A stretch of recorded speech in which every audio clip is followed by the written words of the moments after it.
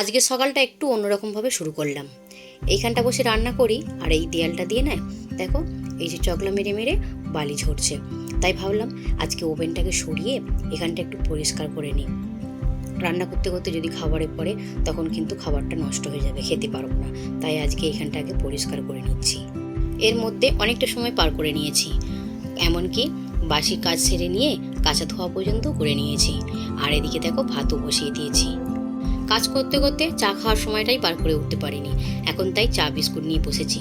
ডাব্বাতে 2 রকম বিস্কুট ছিল, 2 রকম বিস্কুট নিয়ে বসেছি আর সাথে চা নিয়ে। আগে চা বিস্কুটটা খেয়ে নিই। ভাত হয়ে গেছে, ভাতটাকে ফ্যান ঝরতে দিয়ে দিয়েছি। ফ্যান ঝরতে বসিয়ে আর এদিকে দেখো ডাল সেদ্ধ বসিয়েছি। সকালের খাবারে যদি একটু ডাল থাকে, একটু ডিম ভাজা বা কিছু করে দিলে ওরা সকালের টিফিনটা বেশ ভালোভাবে খেয়ে নেয়। তাই ভাবলাম ডালটা তো সেদ্ধ করে নিই। আর তারই মধ্যে দেখো মামসোনার ড্যাডি গেছে দোকানের জন্য দুধ আনতে। বাবু আজকে টিউশন গেছে, বাবুর আজকে পড়ে বাড়ি আসতে আসতে প্রায় 12:30 বেজে যাবে। আর বাবু আজকে আর টাইম পাবে না, তাই মামসোনার ড্যাডিই গেছে দোকানে দুধ আনতে। তাই দোকানের ডিউটিটা আমারই পড়লো। মামসোনা ড্যাডি আসতে একটু লেট করে ফেলেছে, তাই জন্য আর কিছু করার সময় পেলাম না। তাই গরম ভাত আর ডিম ভাজা আর এদিকে এই যে ডাল করে নিচ্ছি। আজকে ডালটা একটু পেঁয়াজ আর কাঁচা লঙ্কা ফোড়ন দিয়ে করছি। যতটা ওরা সকালের টিফিনে খাবে বাকিটা দুপুরে হয়ে যাবে। সময়ের সাথে সাথে আমাকে এইভাবেই হিসেব করে চলতে হয়। এরই মধ্যে মামসোনাকেও খেতে দিয়ে দিয়েছি, দিয়ে এদিকে আবার রান্নাও বসিয়ে দিয়েছি।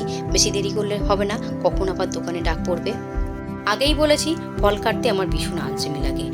2 দিন আগে আম নিয়ে এসেছিল, আমগুলো যদি এবার গতি না করি আমগুলো নষ্ট হয়ে যাবে।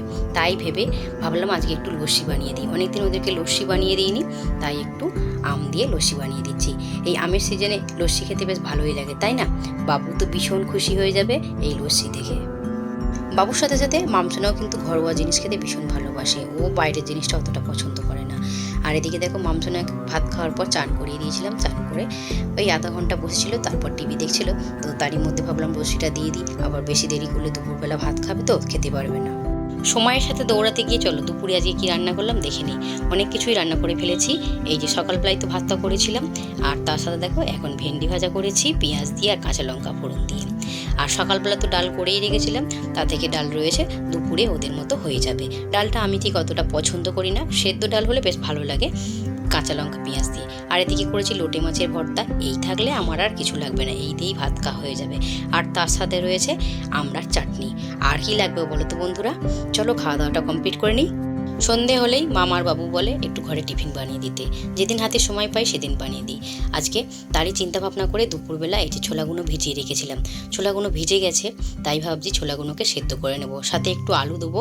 আমরা আলু খেতে তো একটু বেশিই ভালোবাসি, বাঙালি মানেই সব কিছুতে আলু যাবে, তাই না? আলু দিয়ে সেদ্ধ করে এটাকে তেল কড়াই করে দেব।